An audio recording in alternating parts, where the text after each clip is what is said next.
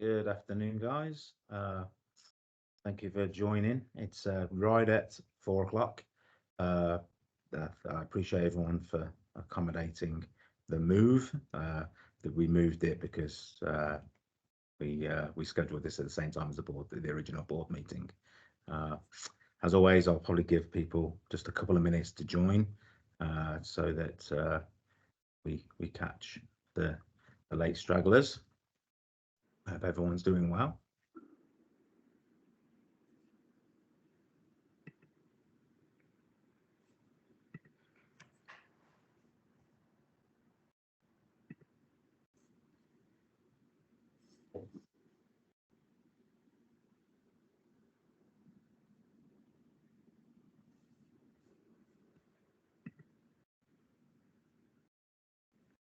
Derek said that they're good, except a handful of them that we don't have direct deposits for.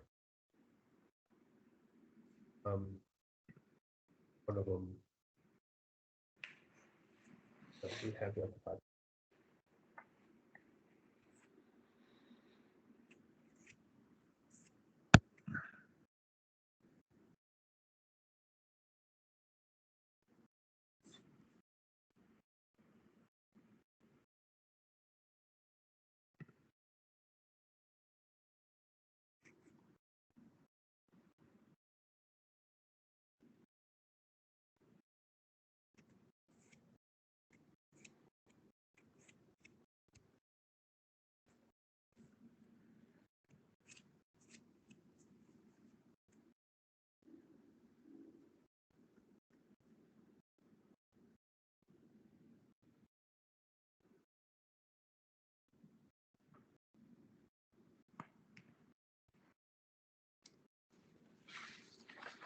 Hey Ed, do you know if Gary is joining us? He's supposed to, yes.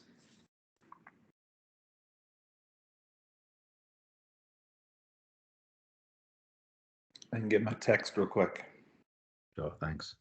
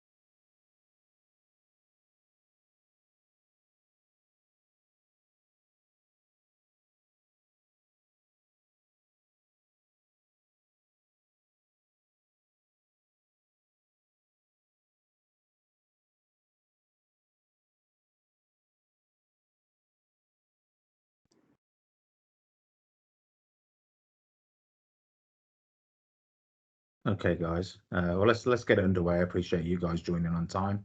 We can forward. It's being recorded anyway, so people can catch up after the event. So I've got a couple of members of my team on the meeting, and then it looks like we've got a decent contingent from the rental owners. So let's get straight to it.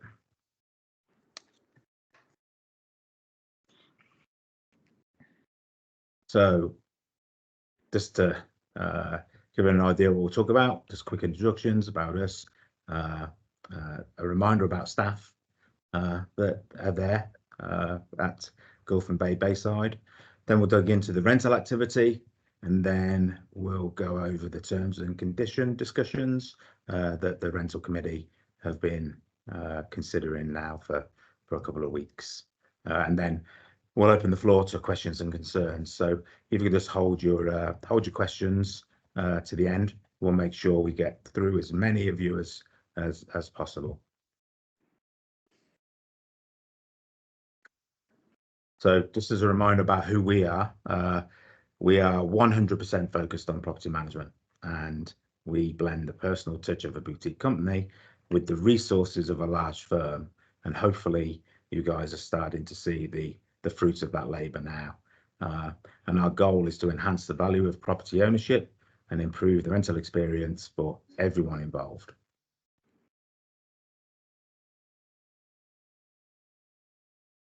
So just a quick reminder on the staff. There we've got Erica. Erica now is a couple of months into her tenure. She's starting to find her feet, get accustomed with the community, with rentals, with your accounts. But as always, we encourage you in the first instance to speak to Erica. If there's any questions at all, we want you to go to Erica regarding your account. She may not know, she might not have all the information, but rather than we send you guys all around the houses trying to find the right person, Erica's your point person, and if she doesn't know, she'll certainly find the answer out for you. Then we've got Carla. You all know Carla. She's been in the community for quite a while. She focuses more on the guest services side of things. We've tweaked her hours slightly so that she's working towards the end of the week and over the weekends where we see the most activity and changeovers. So Carla's working those hours, and then albeit she's not on the rental side of things, the other member of staff we have on the community is Ashley. She's the association manager, and she deals with everything association wide. If you remember, during our first introductions and our first webinars, we're saying how much of how important it is to break up the responsibilities of the on-site CAM and the rental manager, so we don't have commingling of funds, of duties. We can keep an eye on what the maintenance guys are doing, making sure that they're working on behalf of the association, and if they are working for rental owners, that's being billed accordingly.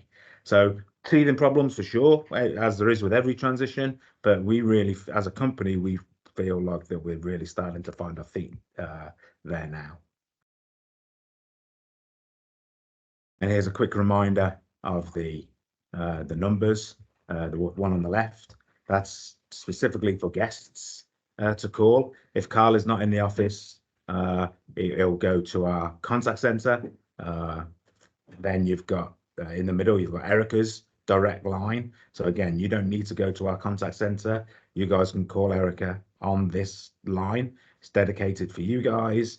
If you just leave a message, if Erica can't pick up because she's either dealing with another issue or she's on property somewhere, she'll certainly get back to you within 24 business hours. And then the association is on the far right.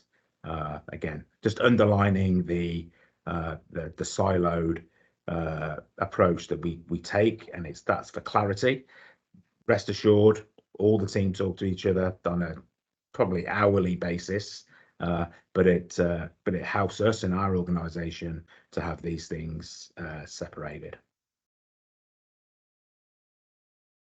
So I'm really excited to present some of this information on the rental activity. So the adjusted revenue, it's basically we can't take every unit the same, or every unit's output the same, because you guys use the property yourselves. Some of you give nice to charity, some of you are kind of in there during periods. So this levels all that out. So this is basically available that we have, and that's why it's the adjusted, but it's revenue. So what it stands for, it gives us revenue per available rental, and then we have what we call the ADR, which is the average daily rate. So we have all the data now from your bookings previously. It took us a while to get all that data into our system, but you'll see that there, across the board, there's a 36% increase in in revenue for you guys. And if you can see on the screen, the orange line is last year, and the blue line is what we've done. And this is what we call pacing. So anything moving forward from here on in is money that we have on the books but hasn't been realized. So vacation rentals is slightly different to a normal sales cycle, because if you were operating a shop, someone comes in, they buy something, and it's you immediately realize that revenue. In vacation rentals, it's different. We're booking now, and we're calculating sales now, but you're not going to realize that revenue until further on down the line. And that could be 2 weeks, it could be a month, it could be a year. So this is what we call pacing. So if you look backwards from today, you'll see that blue line is, in terms of revenue, is healthier. That gap between the blue line and the orange line is healthier. And then as we move on through the rest of the year, the orange line, the blue line are much closer together. But that's because the orange line is we've got the rest of the year to improve. So you'll see a healthier gap between those two lines as we continue to take bookings and increase your occupancy.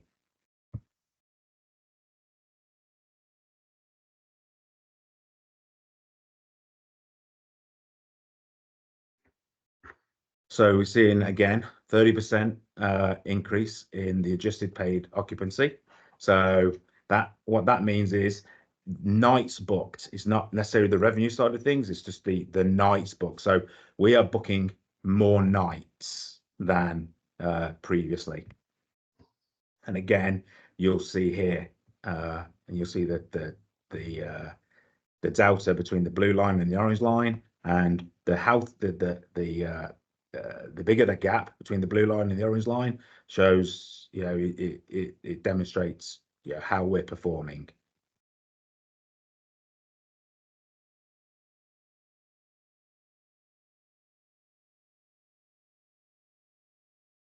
So in reality, and then what this means is we've booked 6,000 nights across the community.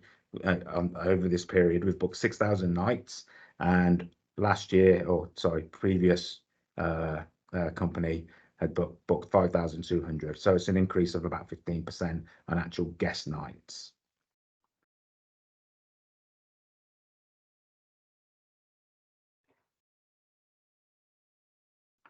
In terms of revenue, what we've booked is a 38% increase in revenue. We've gone from 1.2 million to 1.7 million. And again, you'll see that, you'll see these charts, then they all look pretty similar, and that's good. There's consistency there. The revenue is consistency with the occupancy, and these charts pretty much follow the same line, but we're giving you the stats in different formats. But what we do want to see is consistency in these charts. What's interesting for us especially, and encouraging, is the chart below where it's got Siesta Key, adjusted paid occupancy.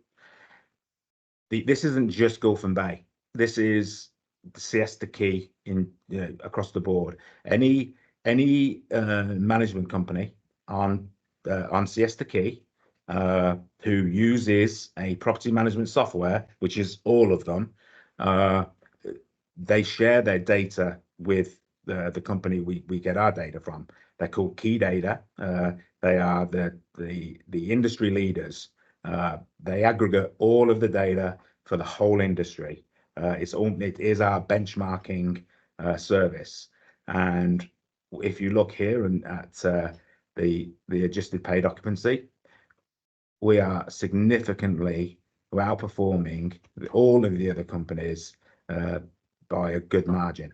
And that's testament to kind of our revenue management approach and our sales team. And this is kind of the first time we've seen this delta and we're really pleased to share that with you guys.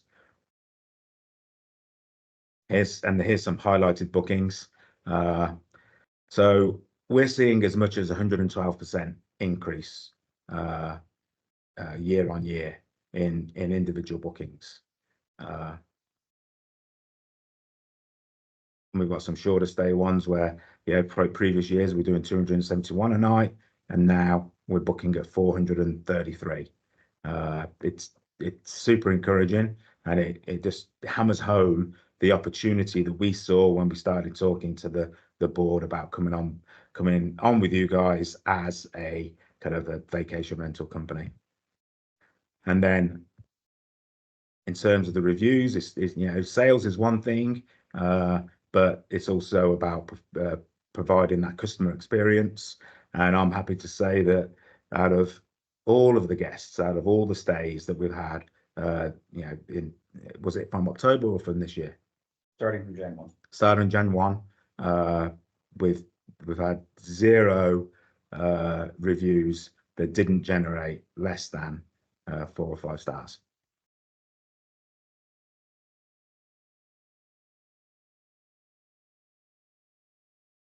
And then just moving on really to the meat of this meeting, that we're very aware that there's been a lot of concern, just justifiable concern through people in the community.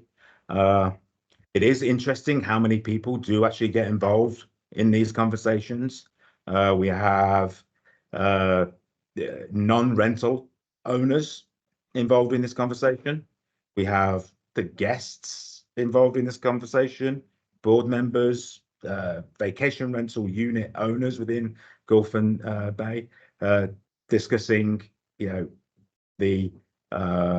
our approach to rentals, terms and conditions, and pricing. That it's been hammered home.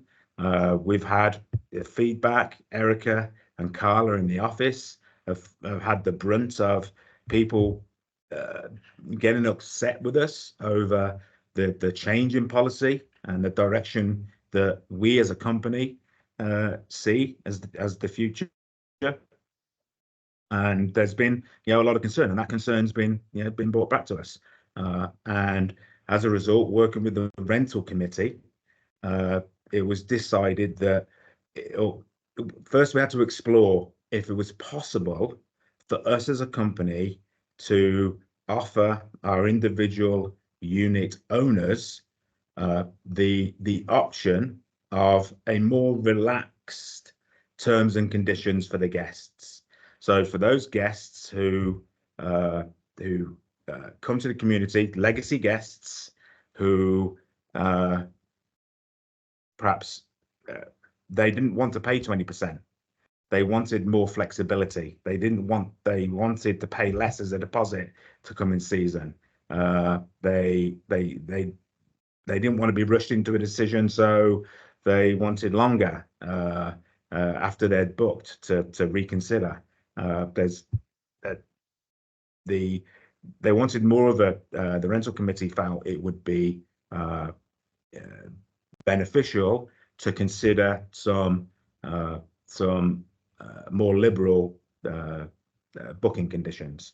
So we met with them, and I think they'd done their due diligence. They'd spoken to some other communities on the island and looked at some other companies and looked at their refund policy and their deposit policies, and they took those notes and they gathered them up and bundled them and said, okay, this is this will be an option.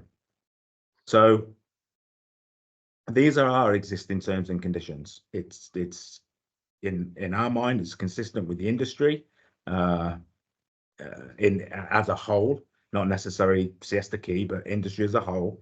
And that is a 20% non-refundable deposit. We understand that this is real estate, and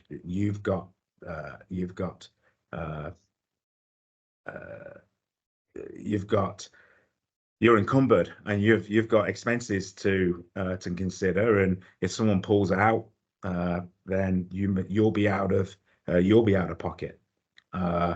So we want them to have some skin in the game when they book a property. So we require 20%.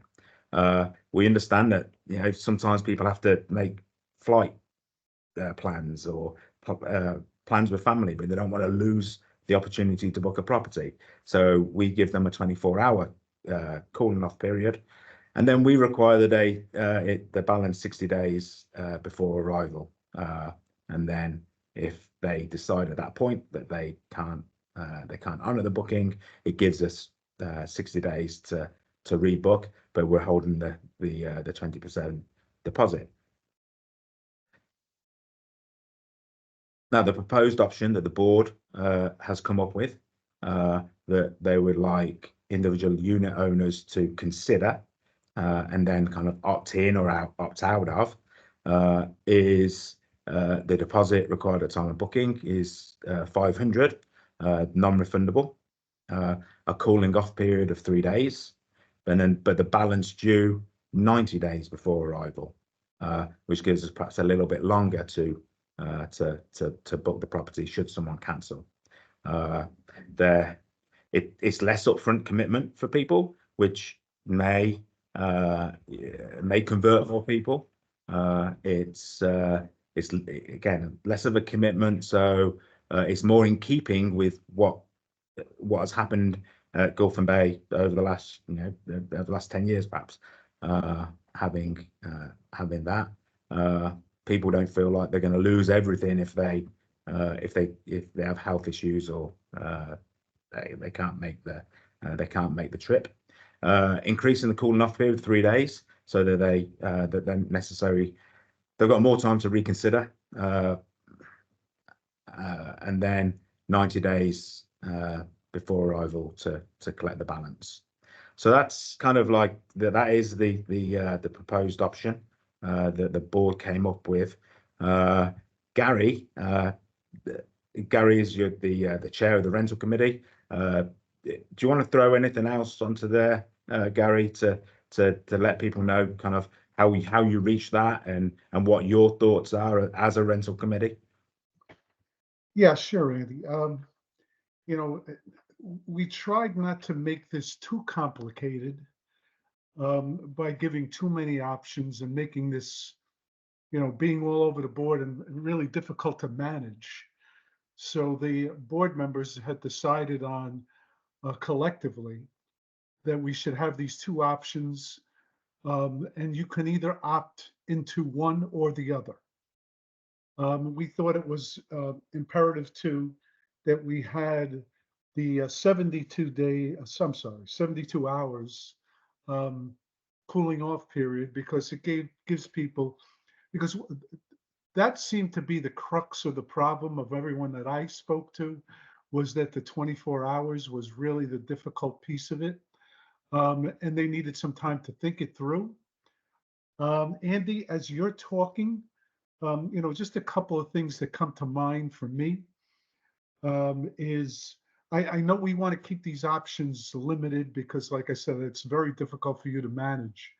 But in certain cases, I mean, if, for instance, the 20% that we have or you have, okay, as the existing cancellation policy. If someone wanted to say instead of 60 days, make it 90 days, is that something that's an issue? Is that going to be too difficult to manage? Yeah, I mean,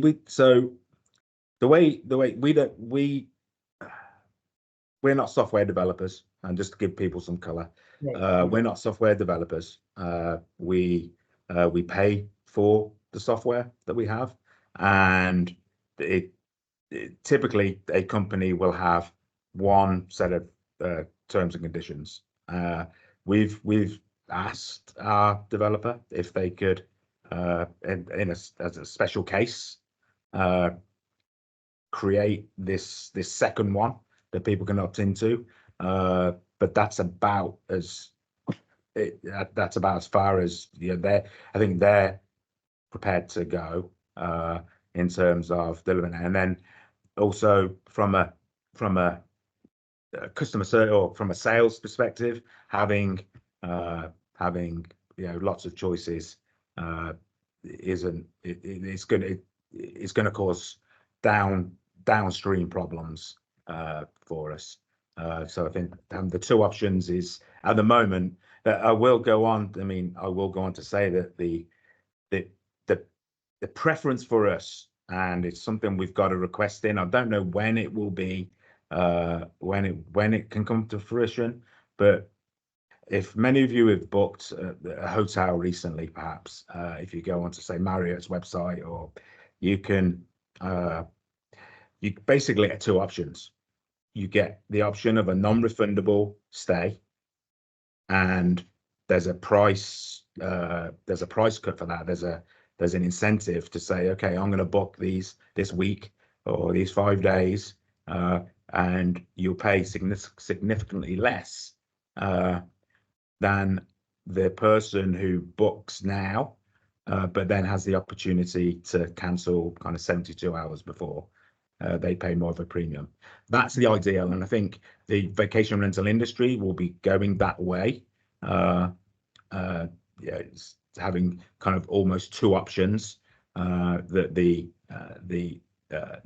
instead of the property management company or the owner dictating what the terms are, or the guest based on what their pain is, they can choose. So if you've got someone who is worried about their health, and they do want and then they can't commit fully because they're trying to get plans together with their family, but they want to lock down the property, they'll pay a premium for the ability to cancel, say, 60 days out. Whereas there may be someone who say, we're locked in, we're definitely coming, but I want it now. Then they may get a discount or a bonus because they're locking it in without any refund opportunity at all. So that's where I see it going. We're not there now, and I don't know when we will be there, but that's where I see the industry heading. Yeah, I mean, Andy, I don't want to throw any wrenches into this, but I work for a technology company, okay, and one of the largest in the world. So the thing is that we can, I mean, the software developers could have certain drop downs where we can give them options. So for argument's sake, where the first one is it's 20% or 500, where you can basically have a drop down with an option. And then you could have the cooling off period, which would be another drop down, which you could have, like I said, 3 days, 24 hours or 48 hours, whatever. And then the balance due, you could have 60 days or 90 days on a drop down. Okay. Yeah. I know that it might be a little bit more to manage that, but it kind of gives it a little bit more flexibility. But we could limit, what the stipulations are in the drop downs. Yeah. Gary, I'll put you in touch with our software company, and you work it out between yourselves, because we've asked these questions and things that honestly I don't know enough about technology, things that I think are really simple, and why can't we just do this? I get told by the developers, by the software companies, yeah, sorry, we can't do that. I'll be glad to help. And so we would welcome any support, Gary. But if there's things we can do, we're happy to do it. I hope part of this is showing that we are transparent, and we do have a willingness to work together and ease pain and address the concerns that we hear coming from certain aspects of the community. So okay, so Ed, is it Yeah. So again, Andy, just to the crux of the matter here is we want to give some flexibility, okay, to the rental. Excuse me, guys, just 1 second. I'm sorry. We want to give the rental owners some flexibility here, and we've come up with these two options. If we can mix and match some of these with some limitations, maybe that would be more helpful. But again, this is what's on the table currently. This is what the rental committee has come up with. And, you know, we're up to any kinds of questions or, you know, queries or anything, you know, that people may have any difficulties with this. But for the moment, as I said, you know, we basically have tossed this around. We've juggled it each which way, you know, what's going to be beneficial for the return renters, and, you know, basically what's doable for Gulf and Gulf management. Okay.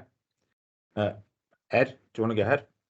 Yes, a couple comments, and I think I know the answer, but Andy, maybe you can just confirm. And that is, in addition to these two proposed options, and maybe other flexibility in the future, as was just talked, based on system capabilities, is that in addition to this, when somebody does book, they do have the opportunity to purchase trip insurance as well, correct? Yeah, that's correct. It's something with it.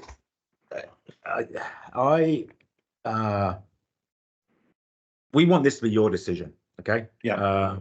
We do. We want they're your units. It's your community. But it would be remiss of us not to be the consultants in this, and share what we know, being the kind of experts in the room when it comes to vacation rentals. That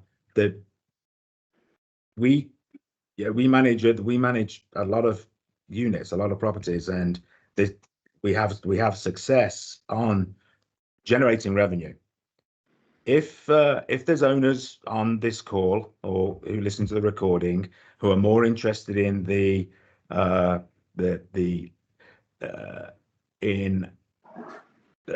working with legacy guests, and sacrificing revenue, then the option is to go with the change and revert closer back to what Gulf and Bay was, and listen to those.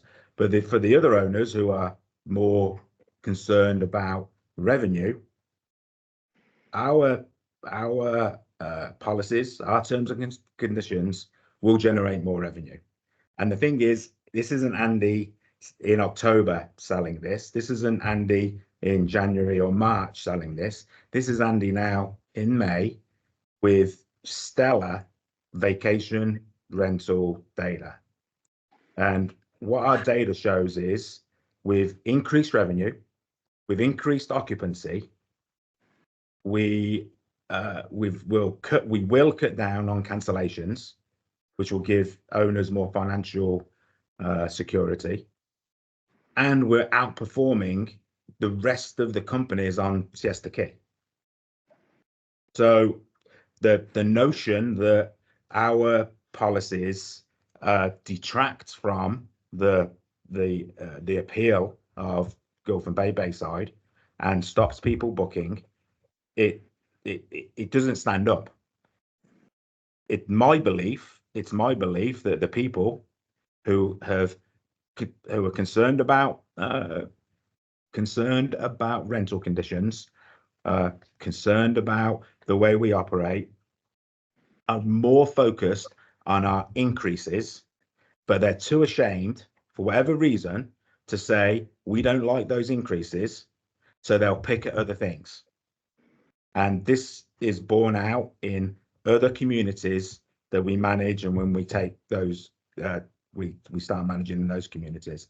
This isn't a shock to us, guys. We see this all of the time, but we don't want to overstep, and that's why we want this to be open and frank. And we will give our guidance, but ultimately, you as the individual unit owners, you decide how you want us to manage your units. That's kind of how we see this moving. How we see this moving forward. Yeah, and that kind of leads me to my second comment, which just to reiterate for people that may be on the line and may not have picked up on it, but the data that Andy showed previously of them perhaps exceeding past and exceeding other companies, that is utilizing that existing cancellation policy, which is what you're recommending, or is that what you believe is part of the best way to go about it? However, you've given the flexibility to have this other option for our owners if they feel the need to be able to utilize that, correct? Correct.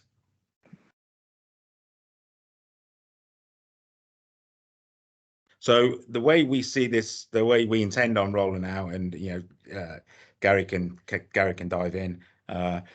What we're going to do I guess we don't want to poll vote or take names now. We will send out a DocuSign, PandaDoc electronic document with these, basically our existing policies and terms and conditions and the proposed change. And then each individual unit owner can decide which whether they want to keep it the way it is at the moment, our traditional terms and conditions, or if they want to change to this more flexible, lenient one that we've heard people are kind of interested in considering. And as soon as we get those back, we for your particular unit, we'll change and we'll change your terms and conditions. We got no problem. There'll be no blowback from us. There'll be no. It's not gonna change the way our sales team approach individual units. They'll just our sales team will continue doing their job. There'll be no operationally with us. There'll be no difference at all. It's just that you as owners would be picking those terms and conditions.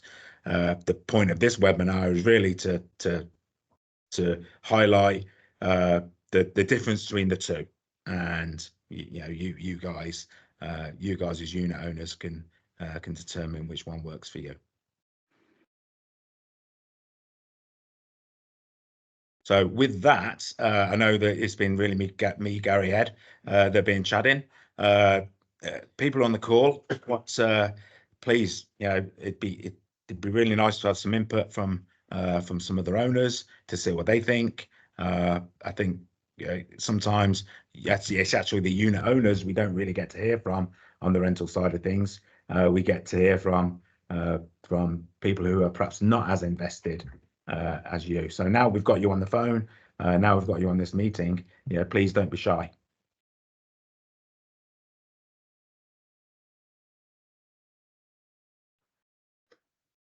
Yeah, I mean, it's like I said, we want to get some feedback from you guys. I mean, really, we're presenting this. The committee has, jostled this around, and this is what we've come up with. If you guys have, any other suggestions that we might contemplate, or if this is good for you, I mean, we'd like you, like your feedback on this. Hi, this is Alan Hayes from 1305. Is it possible to have a mix and match in the options? The reason I'm asking is I have a couple of guests who've been coming, I just say legacy guests who I guess were put off this year by the change in price and the change in conditions. And given they are, have been coming for years, I'm keen to accommodate them. So some sort of compromise, I think, on price and the booking conditions, I think would be useful here. But in general, I'm very happy to go back or to adhere to your stricter option going forward. So is it possible to do a bit of both? It's, as I mentioned to Gary, the idea and the software developers, it's really hard for us to kind of leverage. I mean, we're one of their biggest companies, but they still prioritize their development, and they've kind of explained that it is tough to do. And again, I don't get the ins and outs. Technically, you could do this manually, Alan. You could do all of this manually. I run a business and we utilize technology. The margins in vacation rental, well, in property management in general, it's a joke that it's a nickel and dime business. You need scale and you need efficiency, and the more we take people out of flow, the more we don't rely on technology, the less profitable we become. The more opportunity there is for things to slip through the cracks. There's a million things happening in the property management world every single day, and we have to fall on our sword on a lot of them. So where I can stick to a system and a process, that's really what I want to do, rather than working outside of it. Yeah, I mean, just to elaborate on what Andy said, I mean, and again, I can talk to these software developers a little bit here, but I think even if we did have that flexibility, we would still want to keep the options kind of limited, because then it's just going to get all over the place, and it's going to be very difficult for these guys to manage that.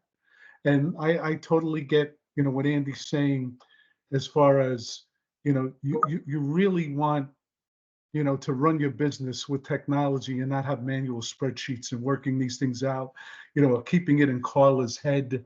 That's just not going to work.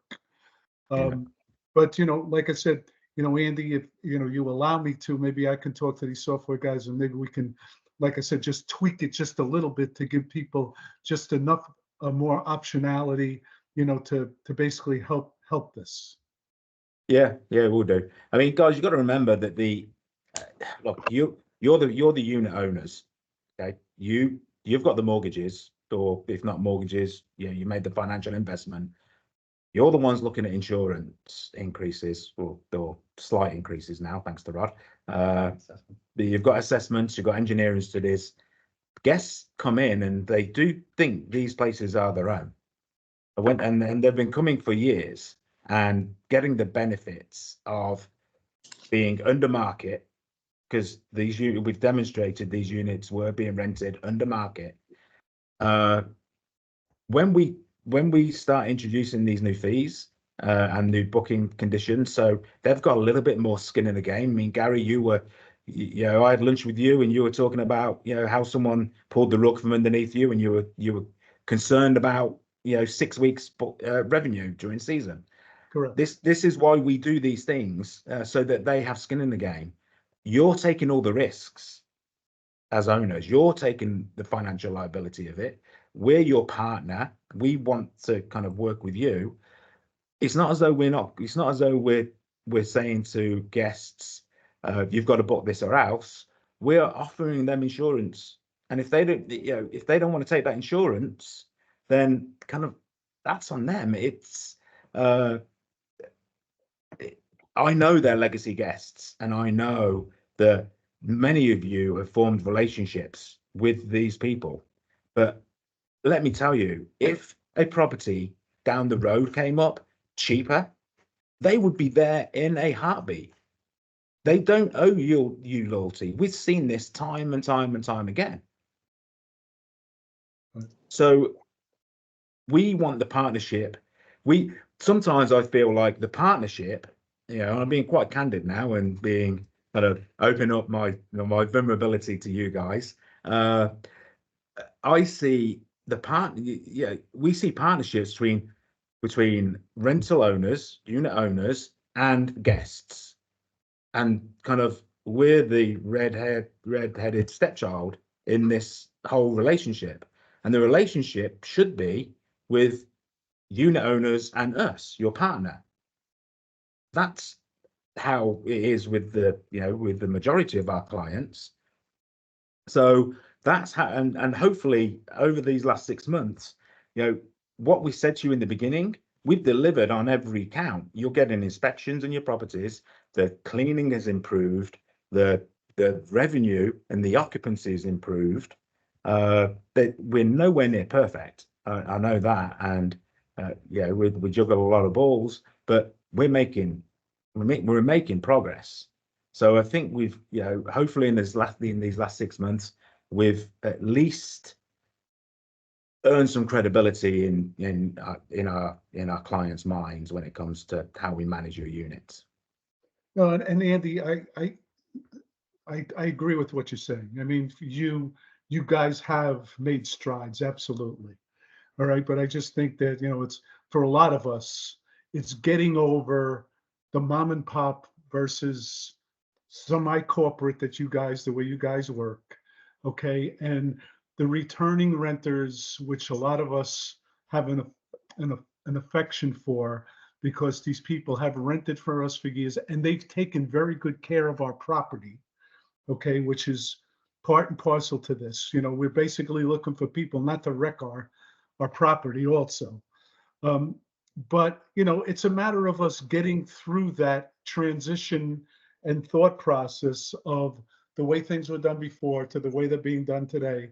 But to your point, I mean, I'm seeing a lot of progress from my perspective, and the bookings absolutely have increased.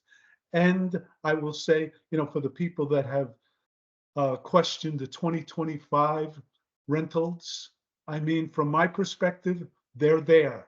So, you know, like I said, you guys are really doing a really good job. But it's like I said, it's a lot of us need to get through, you know, the return renters and, you know, as I mentioned, the people taking care of our property, because that's something that's always in our mind also. Yeah, yeah, I get that, and it's not lost on me, Gary, and I don't want to come across as, you know, it's all about money. I understand that. One of the things we do, and perhaps we don't make enough of, is the property inspection reports and the departure reports that we share with you. The feedback that instead of you just getting a work order appear on your statement at the end of the month, we, you know, communicate that in real time with the detail. So we try to. I think if someone's just after money, someone's just on about jacking up the rates and filling up the occupancy, I think there might be a tendency to, we don't care who's in the unit and who the condition of the unit after that guest leaves. But as we've anticipated that, we saw the risks of that, which is why we've put in the customer service side of things when we are sharing. Yeah, we are going into the properties, following up on the cleaners, sharing the departure inspections with you guys, so you've actually got eyes on your unit, and hopefully in time that will give you confidence that, you know, okay, if someone's coming in for a week, they are going to look at the properties. 99% of people come into coming in the vacation rentals, then they're not beating them up. Certainly not within our ecosystem. But yeah, I understand that the perception is there, and it's our job to give you guys confidence. Michael's got a question in chat. Okay. Andy, one thing I wanted to mention too is that the alerts that you guys are sending out when our units get booked is I personally think that's tremendous, because we've never gotten anything like that. You know, so you guys you book something for, you know, whatever it is, 2 weeks, a month, whatever, and the alert comes out and tells you that this is the time that it's being booked, and these are the people that it's being booked for, and I think that that's great. That's really progress. Yeah, good. Again, it all goes back to transparency, Gary. We want you guys to know. We don't want you to be in the dark. We don't necessarily want to create a task for you as owners. We just want to keep you informed. That's our job, is to communicate what we're doing for you. Michael's got a question. The question is a good question. Is when a guest cancels and loses the deposit, who does the deposit money go to? So this is covered in your management agreement. but it does come up. It does come up often. So it's the easy answer, Michael, is it's our discretion, and the reason I say that is it could be cut a lot of different ways.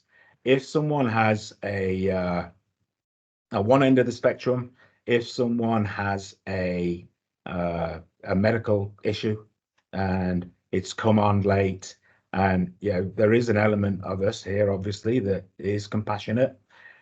It's our discretion whether we give that money back. But then there are other occasions where people will just cancel or not show up or ghost us. They'll have paid the deposit and then we never hear from them again, or they cancel because they found a cheaper unit somewhere. Someone's got some occupancy, so they've jumped onto that one, and that then we wouldn't give the deposit back. What we do then is we give them the option. Sometimes it's a recredit, so they can use that money for another stay, or we retain the funds. Now, if we don't book say your unit, Michael, was had a free week in February, someone cancelled that week, and we weren't able to fill that period, then that would go to you as rental funds. We would take our 20% commission, but the remainder would go to you as rental funds. Now, if we are able to fill that week, and it's at the same money or more than the cancelled week, then we retain that deposit, and we just use it within our company. What it means is our salespeople have had to work twice. We've had to process some cancellation documentation. We've had to do some admin internally to make that happen. So in those occasions, then we keep that deposit. So it really depends on the circumstances. It can be handled in a number of different ways, but you are our priority. And if the bottom line is, if that money will go to you unless we can backfill it with another rental. Does that make sense?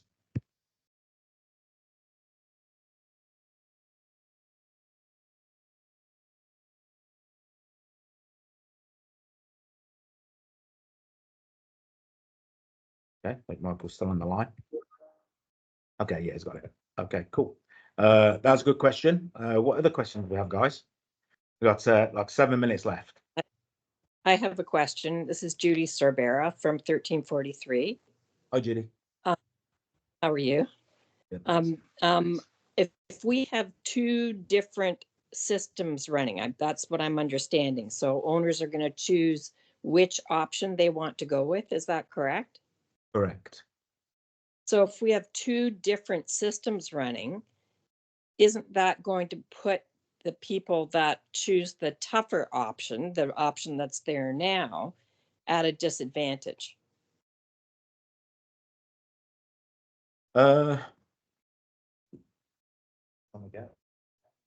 Yeah, it really depends.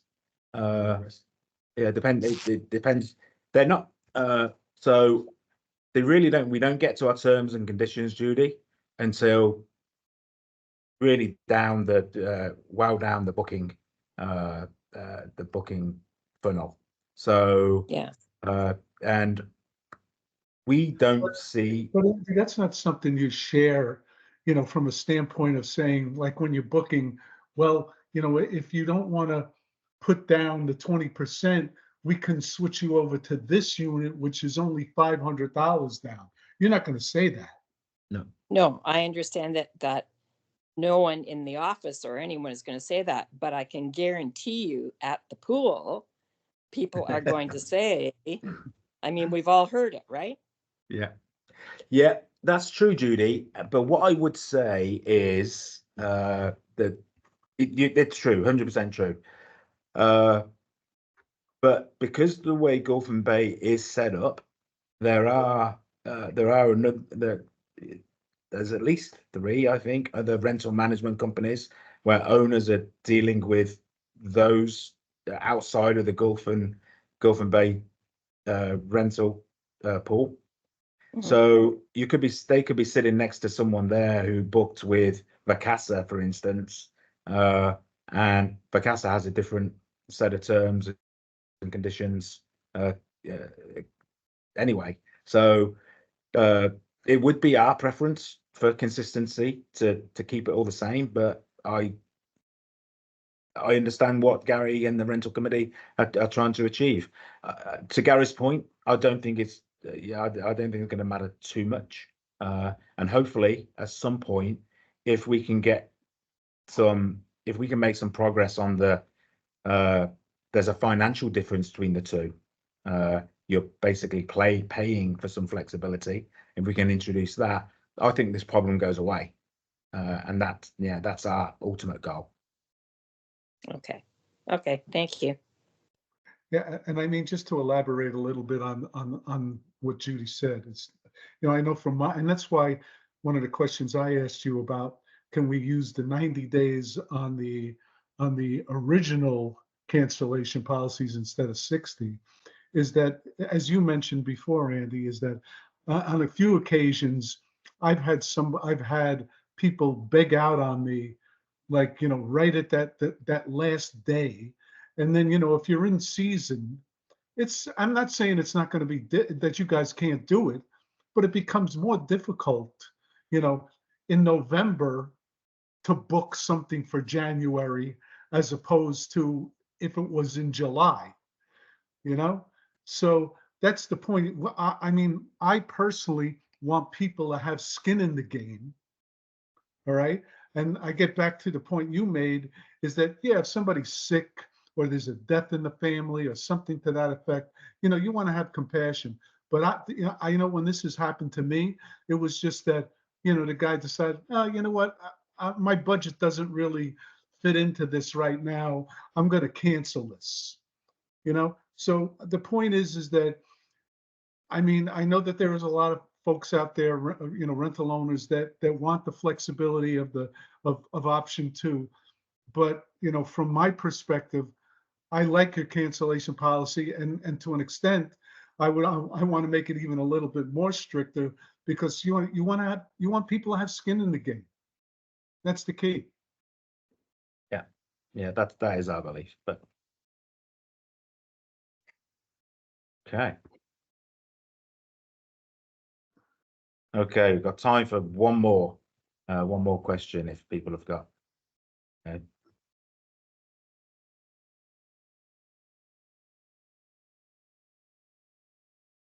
Okay. All right. Well, again, I want to thank you all for sparing time to join this. I hope it's been informative. It will go out.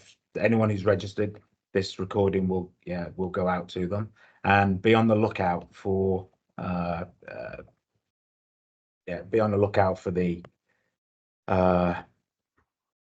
document where you can opt in and opt out on the cancellation policies, and it would be remiss of me not to mention the rental committee.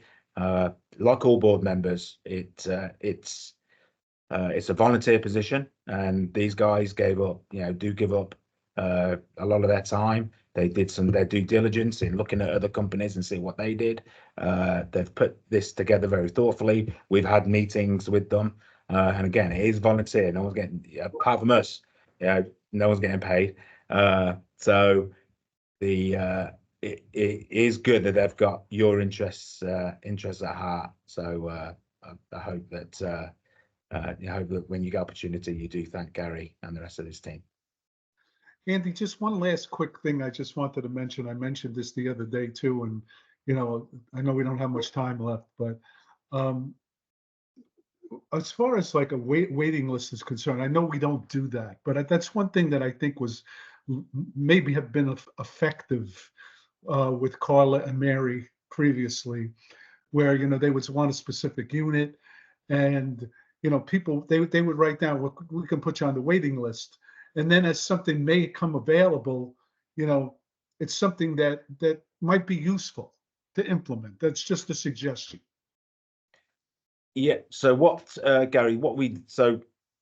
We use a modern day version of that, Gary. So Okay. people can register their interest and for dates and on units. They can put that in our software, and then if those dates become available, they're notified electronically. So again, I don't want to. The manual process of it is time consuming, labor consuming, of keeping those lists, and where do those lists go and how do you get through them. But our software, if once they do register and they do register those days, even if they're not available, we can then add them and they will get notified as and when those dates become available. And like I said, when I say waiting list, if it's automated, that's wonderful. Yeah. That's even better. So, Yeah, awesome. All right, thank you guys. I look forward to the next one, and hopefully bookings continue throughout the summer, and the gap between the orange line and the blue line continues to increase. So thanks a lot, guys. thank Thanks, you. Andy. Thanks. You're welcome.